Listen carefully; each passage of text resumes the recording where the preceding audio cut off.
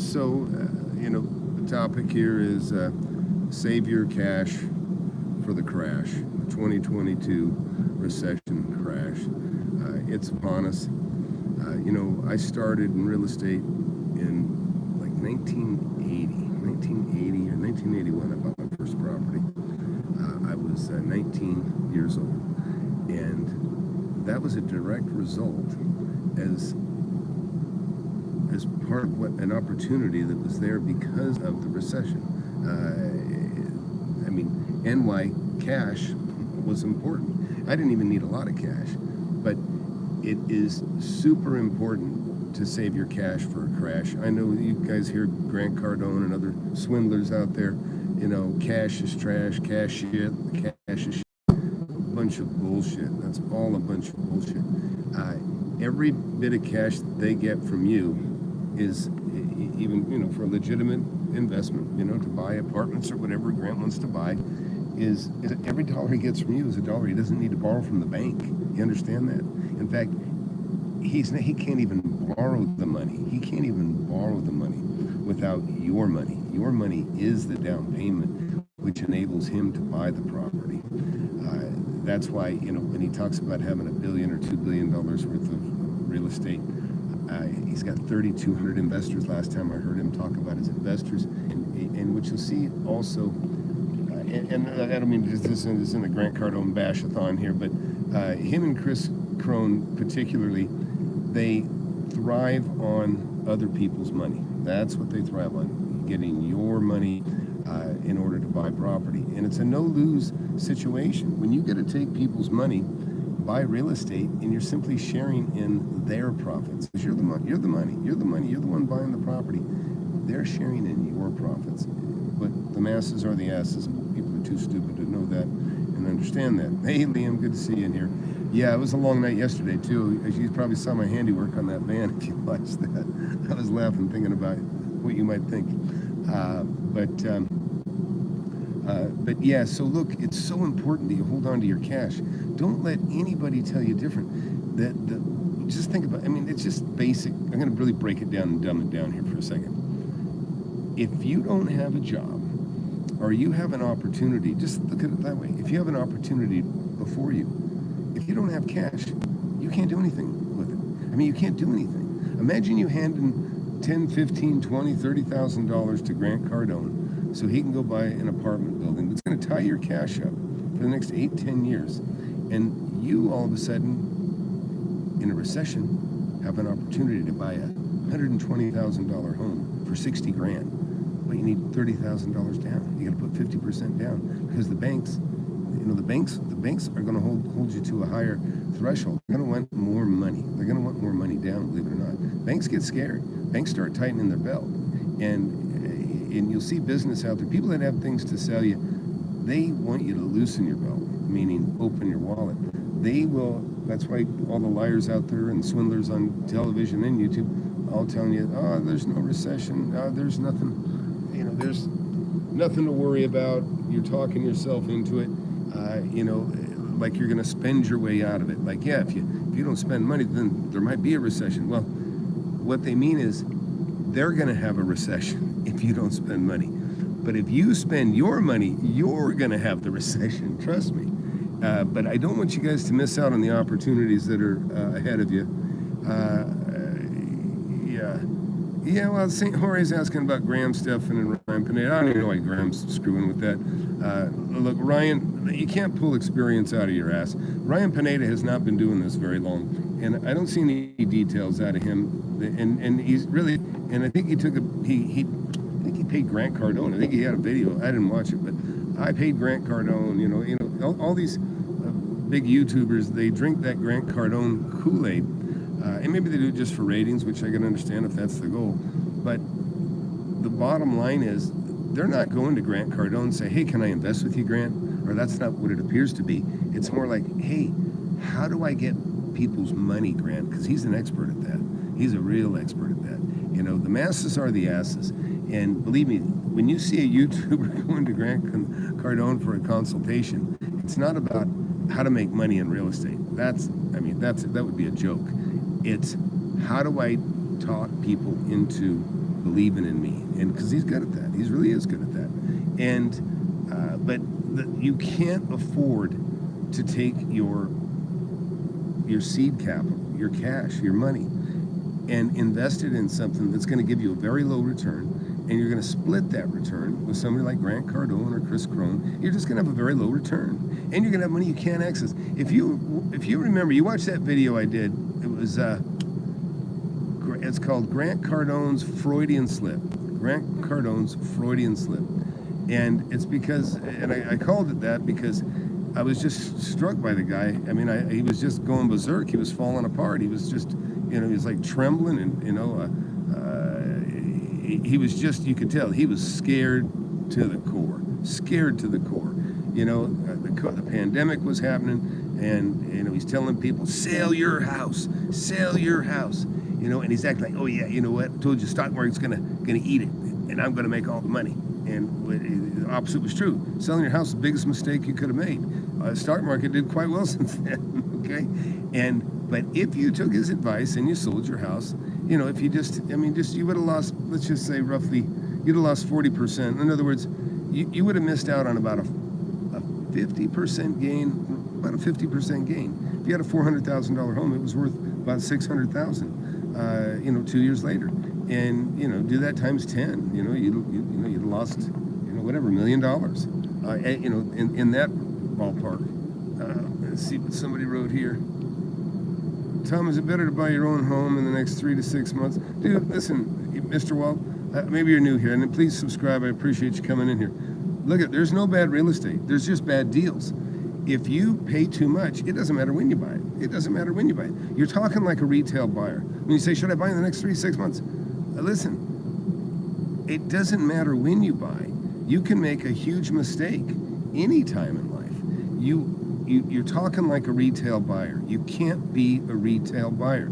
Grant Cardone can be a retail buyer. Chris Crone can be a retail buyer, because they're buying those properties with your money, and then they're taking they get a management fee out of it. So they make money just on the bulk of the money that's brought in, and on the property itself, and they're simply splitting the gains that they couldn't create without you. They're splitting. I look at it this way: they're taking half of your profit. Okay, I don't even know the exact split, but Grant Cardone, when I was kind of critical on that Freudian slip video, and I urge you to watch it, he had said, he said, I just cut a check, $800,000 to me, and 1.2 million to the investors. Well, I'm a math guy, so I'm going, well, that's a 40-60 split.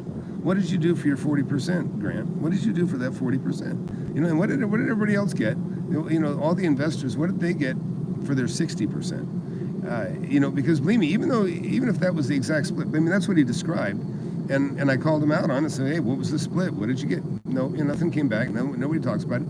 And this is what neither Chris Crone or Grant Cardone do. They don't talk about the details. Chris Cardone, he will email you every damn day looking for your money, to see if you have any equity in your home. He wants that cash.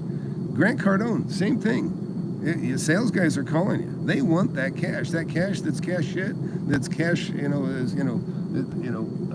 is trash, the cash that's trash. They want it like crazy. Hey, please hit that thumbs up button, hit that like button, subscribe button, and if you're new here, please subscribe. I've been an investor for 40-something years now, and bought my first property at 19, made a lot of money over the years, and tens of millions of dollars. I don't tell anybody exactly how much I got, but I got a lot, and owned a lot of real estate, a lot of offices, commercial buildings, warehouses. I have a mentorship. You can go to FlipAnythingUSA.com. I don't care if you join or not. No pressure whatsoever. I have a book, Wake Up and Smell the Real Estate. That'd be the best investment any of you could make. That I know, because I think you can get it refunded if you don't like it from Amazon, to be quite honest. But see, I don't care. I don't care about the $7 on the book, right? I don't sell you a bag of papers and say, see you later. I'm active. I get texts and calls from students every day. I'm helping somebody. But I earn the money that I get. Let me put it this way. I earn it. And man, you're not going to get experience like I have. Neither one of those guys could mentor anybody. Chris Crone, Grant Cardone, neither one of them could mentor anybody. Buying real estate is not hard to do. But buying it right is the trick. That's the trick. And I've got millionaires in my class, people who've made over $1 million, couple $1 million in just 2 years, hundreds of thousands of dollars in just a few months. You know, that's not everybody's situation, but everybody knows that they're going to probably make some money here eventually. But nobody's crying and complaining, and you know, anyways. So let's keep talking about the opportunities that are going to happen. Look, people start to get desperate. Things do go back to the bank. The bank wants to sell it.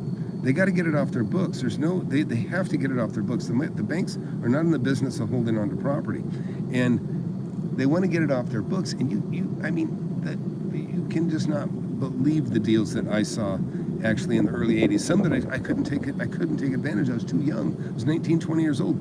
But you could buy, you know, a $10 million building, you know, for like 30% of what it costs to build. Okay, 30% of cost. But I was too young to take advantage of it. But we are going into something like that again now. And so you young guys, you know, save your money. You old guys, anybody, you gals, whatever, save your money, because opportunity is going to come. And if you've given your money to some guru that's put it in an apartment complex or whatever, you're stuck. You ain't got your money. In fact, Grant, you got to watch that video I did on the Freudian slip, because you'll see Grant, he's kind of coming apart at the end, and he's saying, and he goes, he's describing somebody that's called his office that wants to get their money out. And he's like making fun of him, like, oh, you want your money? What do you want to do? You want to buy a Rolex? You know, idiot, you stupid baby. All this stupid stuff coming out of his mouth. And he was just, you know, blubbering and breaking down. I mean, it was really, you could tell the guy was just stressed beyond the limits. And he got scared. And he doesn't do well. I can tell you right now, Grant Cardone does not do well under pressure. You could see it. And you know, and then he tells everybody he's gone bankrupt. And then he says it was a joke. He was just kidding, which is no way to treat your 3,200 investors. But anyways, so the opportunities that are going to come again are going to be, you got cash, other people don't. You can buy things that nobody else can because they don't have their cash. And you know, when things, you just can't believe when you see real estate go down, and I've seen it go down. When it goes down, I mean, you've seen it go up. Some people think it only goes up. That's not how it works. It goes down. And you're looking at a property and you're going, you know, I mean, I bought an apartment building. I bought an apartment building for $340,000 that, I mean, you couldn't build it for $3 million today. I mean, that's just the cost. That's not even counting the land.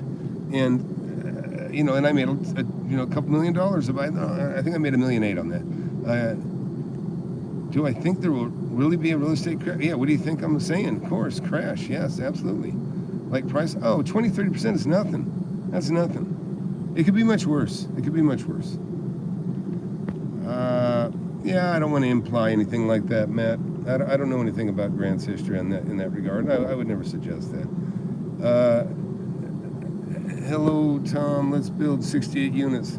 Yeah.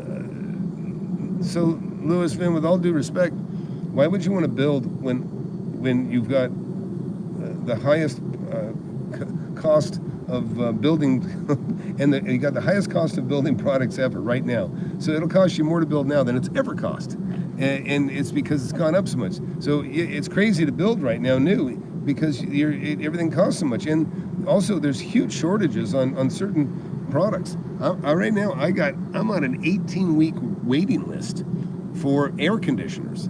And these are roof packs that go on commercial buildings. It's unbelievable.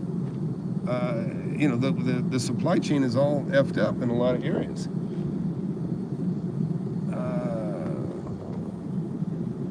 So Lewis, does 20 to 30% on your money make sense? When we finish building, we get our money back. Listen, I don't know why you feel so confident building in a declining market. If you were building like the second or third phase of something, let's just say you already built out some properties. You know, let's say you got your 68 units, you did it in, you know, whatever. Let's say you just did it in 4 phases of 22 units or whatever that'd be, 16, 17 units. So you build out the first phase, 17 you sell, build the second phase, and you got those sold. Well, and now you're going into, and now it's more expensive to build. So you start raising your prices, but can people afford it? Can they buy it? And then imagine this. Imagine competing with people that are going belly up. You can't. because that's what can happen. You'll end up building, and you'll be competing with people that are selling for less than building costs, and that's when you are just screwed. You got no chance of recovery then. Tom, when do you feel like we will hit the bottom of the market? I don't know. You know, here's the thing, Devontae Lee. The government does the worst things at the worst times. The reason we have this massive inflation is because of the government. And then look what they do. I mean, and by the way, on that note, what does the government talk about? We are going into a recession. Things are going all to shit. And what is the administration doing? They're trying to push through this green bill. They're trying to spend more money. They've got massive immigration. They're encouraging people to come over like in droves illegally. And guess what? We pay for it. And now it costs even more to take care of them than it did a year ago or even 6 months ago. Everything keeps getting more. So this is my point, Devontae, is the government. You got to understand, the people that run our country, they're humans. They can be bought. They get influenced by money and lobbyists, and the people that are bought at the top control the ones that are beneath them. And, if you don't play along, they're not going to help you get reelected. And these guys get to live the life of billionaires. People don't realize it. They don't make $1 billion a year, but they live like billionaires. They have like tremendous credit cards. They can take 100 people out to lunch if they want. They have, when I was looking at the allotment that they had, like, I don't know, 20 years ago or something, a congressman could spend, I think, some god-awful amount of money, like it might have been $100,000 a month. They could have 8 employees a month, and these are secretaries. So imagine you could have a condo in Washington. You could employ a couple of girls that might be your affairs, and then back home you could have up to an 8,000 square foot office, up to 8,000 square foot at that time, and you could employ a couple of girls there. So that's why all these there's so many guys that are cheating on their wives in Washington. Everybody knows it. Everybody's seen it. It's the temptation in the life they get to live is just fantastically wealthy. And even I can tell you, I saw Maxine Waters in fact, I saw Maxine Waters. I might have saw Donald Trump at the same time too. It was at the Beverly Hills Hotel. I don't think it was the same time, but I remember sitting there, and how they have these little half circle booths, and I'm sitting there, and I turn over and look at my shoulder. Same time that person's turned over, looking at their shoulder. I'm not kidding. I'm face to face, six inches away from Maxine Waters, and who I'm not a fan of. And her and her husband and her son were eating there, and I'm sure we were feeding them. And that's at the Beverly Hills Hotel. Do you suggest I sell? I mean, if you can, listen, it's this simple, Louis. If you can take a profit, take it. If you can take a profit, take a profit. One of what I call a mentor, he didn't teach me a bunch, but he was a role model, right? He was somebody I respected. I think he's still alive. I hope he is. Probably 83 years old by now. His name was Henry Booker, in LA, in Los Angeles area when I lived there. And he owned a lot of property. In fact, when the earthquake hit, he was carrying a lot of second trust deeds on homes, and all those second trust deeds became worthless. That's how I learned from things like that. Carrying a second in earthquake country with no insurance can be a real problem, because 2/3 of those houses were destroyed, and they weren't worth what was owed on the first. When a fireplace comes down through the living room, I mean, it essentially totals the house in a big way. And that's what he had. And so people stopped making the paying on the second. And I've had that happen too. I've carried a lot of notes on land. When you sell, it's wonderful carrying notes. And believe me, and that's some of the opportunities that will be coming for you guys. You really get my book. And if that stirs a passion, get into the mentorship. So, actually, let's see here. Yeah, material costs, everything's getting expensive. Everything's just going crazy. To be that close to her. Oh, yeah, it was scary, man. It was frightening. An escalator, I think, yeah. When B&B, why don't you explain that a little bit better?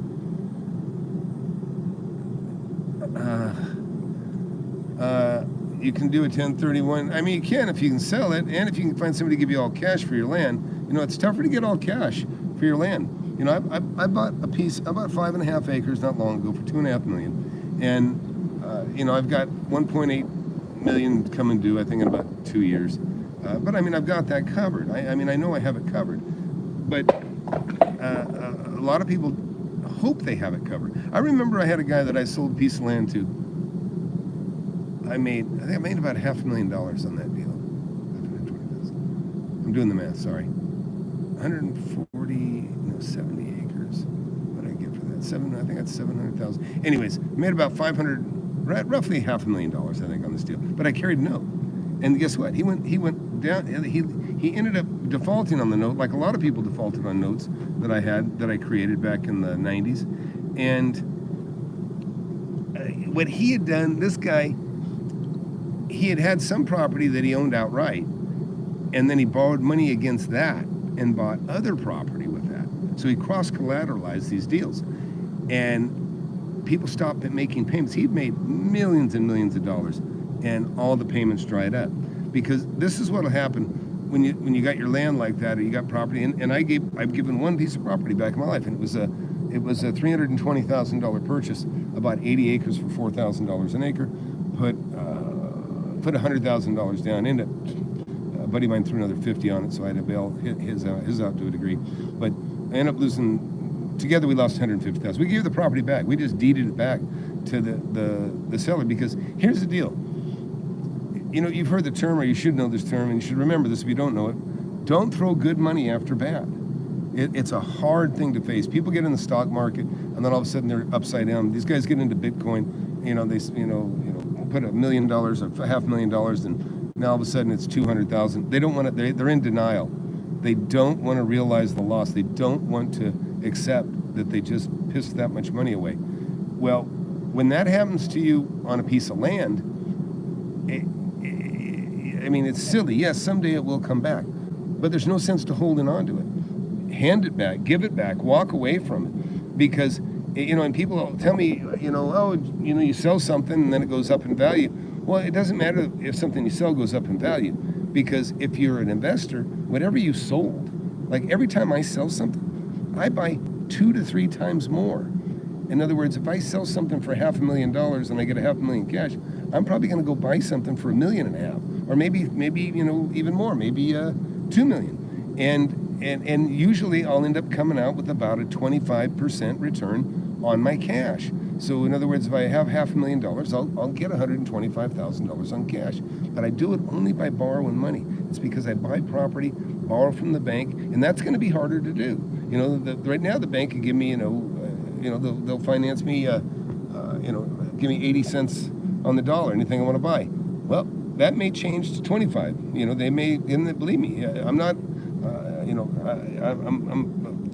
a high net worth individual, but they know. I mean, believe me, that a lot of the high net worth individuals make huge mistakes. So I can redeploy 10 to 15 million if we sell land. Well, I mean, sell it, dude. I mean, if you can get cash or you get some money, I would sell it. Do you have any experience in owning Section 8 rentals? Very little. I had a guy that I rented to. He was a weird one. That I had. He was a Section 8. I actually bought this property. This is interesting. I bought 2 houses on a prime piece of property, and ended up being taken away from me by eminent domain.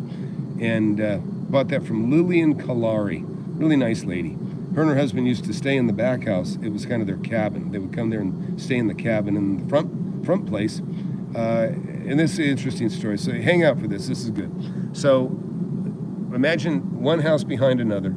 The front house is the one that's the rental.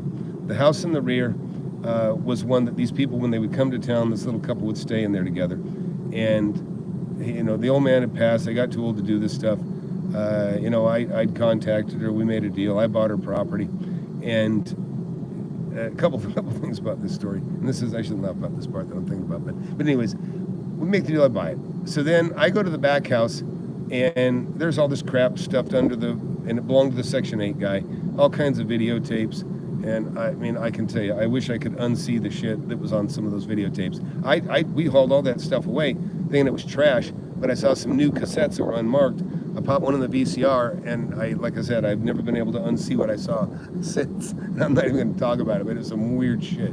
Anyways, then that Lillian, I caught up with her again later on, and this is kind of a bad part. She was like 80 years old or something, and her kids were pulling the tree down. And so they got this tree, they got rope tied around it, like several ropes tied around it. She decides she wants to help, and she grabs hold of the rope, and she kind of wraps it around her thumb. And they're pulling on it with the truck, and the line that was being pulled on by the truck broke, and all of a sudden the tree turned into a giant slingshot and ripped the ropes out of everybody's hands. Well, it not only ripped it out of her hand, it ripped her thumb off her hand and threw her thumb probably a half mile away.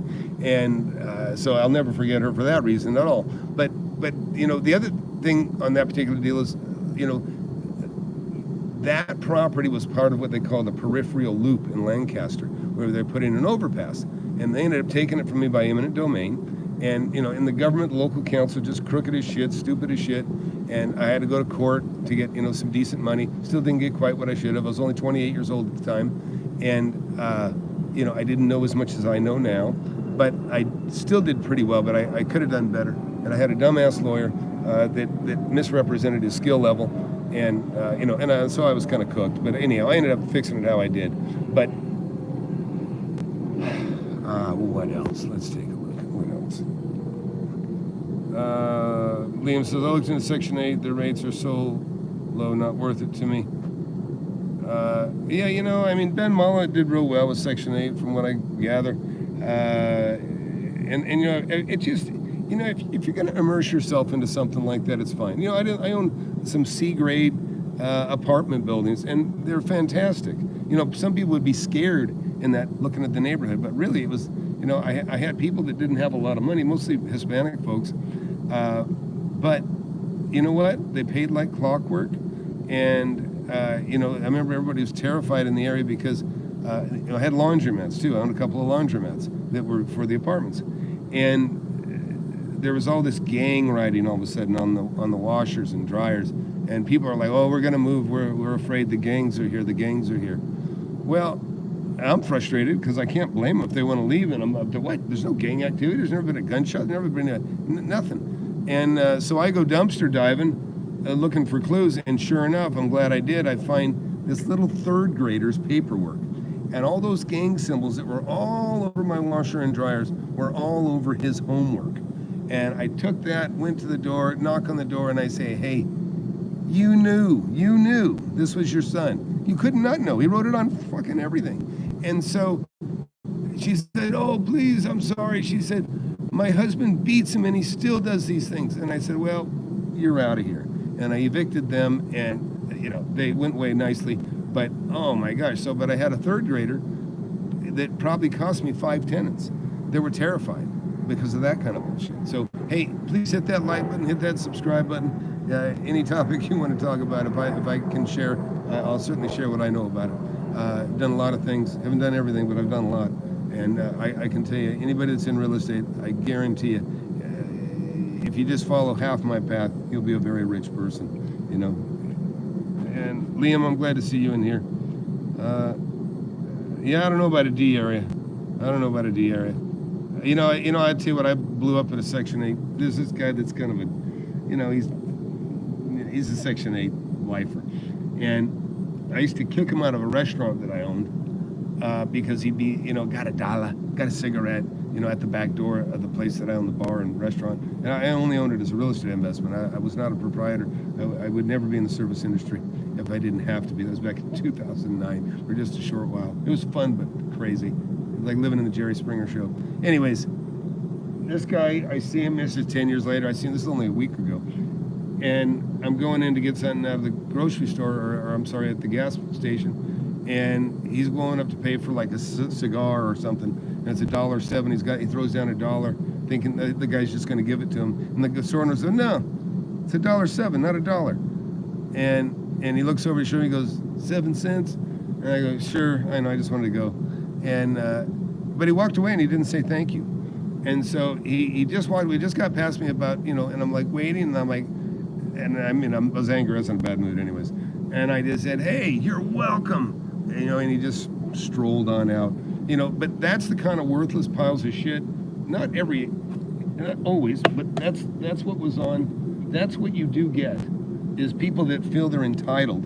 Like, he felt entitled to get 7 cents for the guy just to waive the 7 cents. Then he turns over and he feels entitled to get the 7 cents from me. Like, yeah, sure, I'll take it. But he doesn't feel entitled or feel any you know, he doesn't. It's just ridiculous. He doesn't feel any. He's not grateful. He's not thankful. He doesn't appreciate it. And this is the biggest problem we have right now with you know, the unemployment and the stimulus and everything else. People have come to expect the government to bail them out. It's ridiculous. You know, it's not a world that I want. And because when you bail people out, we are bailing those people out, and that's what's ruining the country. But anyways, I think I've been in here long enough. I'm talking about the jacuzzi. We've been talking a while, but I always appreciate you guys coming in here and sharing what you have to say.